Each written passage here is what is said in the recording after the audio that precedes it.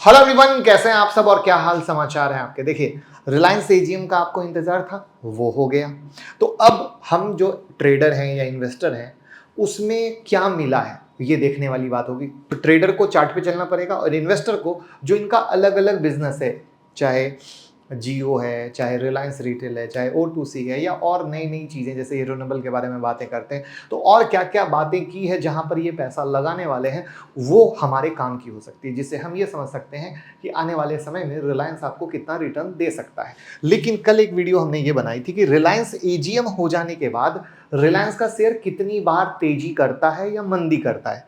तो ये वीडियो को यहां से देख लीजिएगा, क्योंकि इसको मैं कवर आज के वीडियो में नहीं करूंगा, क्योंकि ये पार्ट बहुत इंपॉर्टेंट है। क्योंकि आज जो बताऊंगा तो समझ लीजिए ये पार्ट 1 और पार्ट 2। तो चलिए शुरू करते हैं। लेकिन पहली बार आए हैं तो चैनल को सब्सक्राइब कर लीजिएगा, क्योंकि वीडियो अपलोड होगी तो आपको पता चल सकेगा। और अब ब्लू टिक हो चुका है हमारा टेलीग्राम चैनल, यानी फर्जी से छुटकारा। किसी भी फर्जी से जुड़े हो तो एग्जिट हो जाइएगा, यही है ओरिजिनल चैनल। सिंपल चलते हैं कि भैया इन्होंने कहा कि एडवांस सोलर टेक लैब का विस्तार करेंगे, सोलर पीवी कारोबार के लिए R&D क्षमता लाएंगे, सोलर सेल, ग्लास इग्नॉट वेफर्स बनाएंगे, बायो एनर्जी कारोबार से 30,000 नौकरी आएगी, 2026 तक मल्टी गीगावाट इलेक्ट्रोलाइजर मैन्युफैक्चरिंग शुरू करेंगे। मल्टी गीगावाट इलेक्ट्रोलाइजर मैन्युफैक्चर शुरू करने की कहानी है। तो यानी अब आपको पता है कि कल की इस वीडियो में मैंने कवर किया था कि ये जिस हाइड्रोजन प्रोडक्ट वगैरह की बात कर रहे थे, जिसमें जो 3 साल में ये बात कर रहे थे जितना पैसा लगाएंगे, उस अनुपात में बहुत छोटा पैसा लगा था।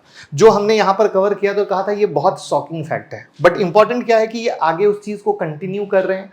अब किस तरीके से आने वाले साल में होगा, क्योंकि देखिए अनाउंसमेंट करना, हर कंपनी अपने बारे में अनाउंसमेंट करती है, बट इंपॉर्टेंट है पैसा लगाना। वो कितना पैसा कैसे लगा रही है और कितनी जल्दी वो प्रोजेक्ट शुरू हो रहा है, इसको कभी मत भूलिएगा। क्योंकि जो मार्केट में नए लोग आए हैं उनको सिर्फ अनाउंसमेंट मिलती है, कंपनी ये करेगी, लोग लगा अरे वाह वेरी गुड। लेकिन करेगी के लिए पैसा खर्च करेगी कि नहीं करेगी, उसने सच में किया है कि नहीं किया है, प्रोजेक्ट सच में चालू हुआ है कि नहीं हुआ है, ऑर्डर आने चालू हुए कि नहीं हुए हैं, ये कोई नहीं देखता है। और यही रीजन है कि अभी डिफेंस के शेयर गिरे हुए हैं तब उनको कुछ समझ में आ रहा है, रेलवे के शेयर गिरे हुए हैं तब उनको कुछ समझ में आ रहा है। तो कहने का सेंस ये है कि ऐसा नहीं कि डिफेंस और रेलवे के शेयर खराब है, उन्होंने बम्पर रिटर्न दिया है, तो एक प्रॉफिट बुकिंग बनती है जो वहां हो रही है। तो वैसे ही किसी भी चीज को लेने की कोशिश कीजिए तो आपको बात ज्यादा समझ में आएगी। उसी तरीके से इन्होंने अपने जो इनका रिटेल बिजनेस है, कहते हैं कि भैया स्टोर के मामले में दुनिया में 5वें नंबर पे है, 19,000 स्टोर हैं, 80 मिलियन साइज का स्टोर साइज है, 60,000 से ज्यादा शहर में है, 40 लाख किराना पार्टनर से इन्होंने पार्टनरशिप कर ली है। और इनकम के मामले में 30 रिटेलर्स में से जो टॉप 30 रिटेलर्स हैं उसमें रिलायंस रिटेल एक आता है।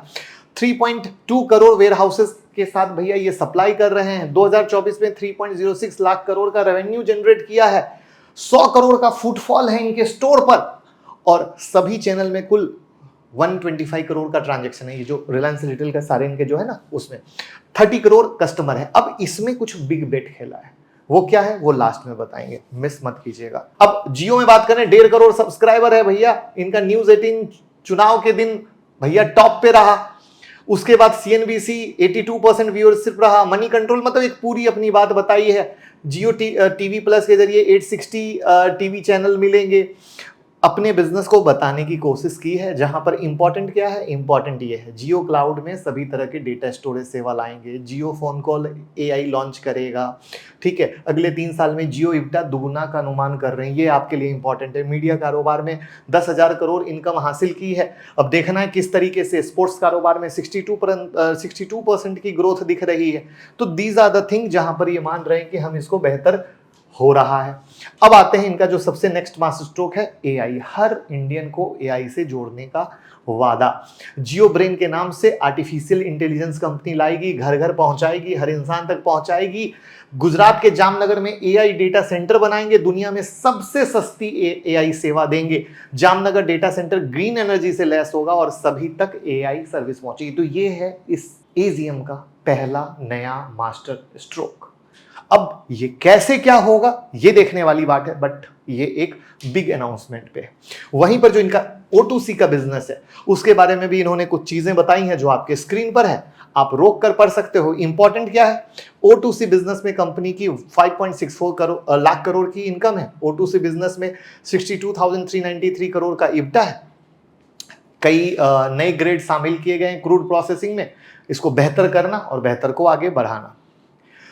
अब अगर हम समरी पे बात करें कि भैया समरी क्या रही, राइट, तो एआई का गेम जो मैंने बताया जियो ब्रेन नाम से, ग्रीन एनर्जी पे फोकस, सोलर फोटोवोल्टाइक मॉड्यूल जो शुरू में बताया, रिलायंस रिटेल पे बिग बेट जहां पे ज्वेलरी सेगमेंट में हो रही है एंट्री। जी हाँ, ये होने वाला है next big blast Reliance retail के लिए। अब आते हैं इनके बोनस की खबर पे और फिर हम बात करेंगे कि भैया डिसअपॉइंटमेंट क्या मिला, क्योंकि बहुत लोगों को बहुत कुछ उम्मीद थी, वो नहीं मिला है। क्या समझते हैं?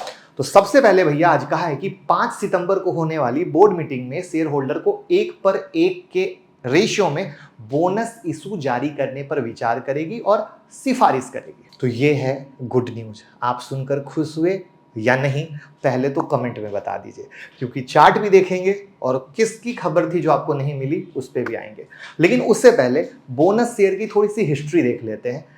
सबसे पहले 28 अक्टूबर 1983 को इन्होंने बोनस दिया था और उस समय 5 शेयर पर 3 बोनस दिए थे। उसके बाद अगला बोनस 13 सितंबर 1987 को हुआ था 1:1। इसकी रिकॉर्ड डेट 29 सितंबर 1957 में।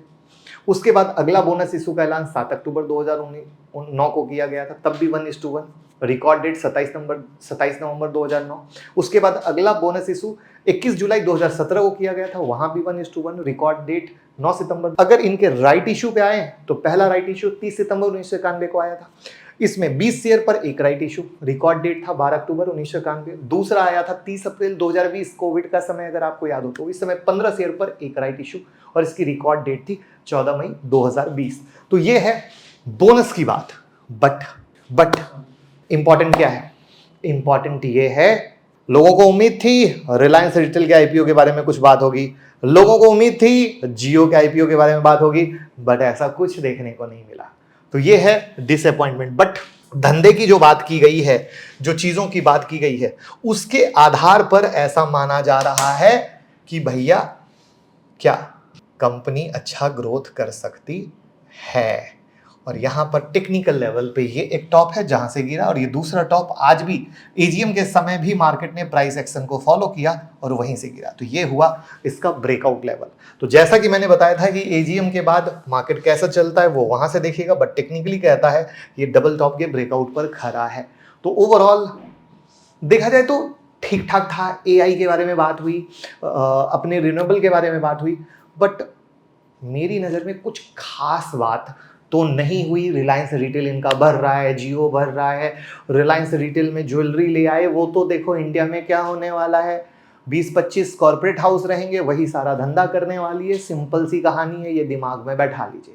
तो ओवरऑल कहानी है कि कब बिजनेस को अलग करते, जैसे जियो फाइनेंशियल को किया, और किस तरीके से सेपरेट एंटिटी दिखती, वो एक इन्वेस्टर को बहुत टाइम से इंतजार था, जो मुझे पर्सनली लगता है कि होना चाहिए था।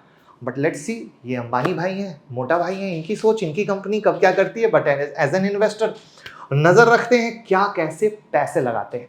बाकी ओवरऑल तो काम कर ही रहा है, तभी शेयर ग्रोथ भी कर रहा है, बट जो ग्रोथ होना चाहिए था वो वैसा मजेदार नहीं है। रीजन सबको इंतजार है, हर चीज अलग हो, बेहतर तरीके से दिखे। आपका क्या विचार है कमेंट में बताइए और लोगों के साथ शेयर कर दीजिए। Thank you so much.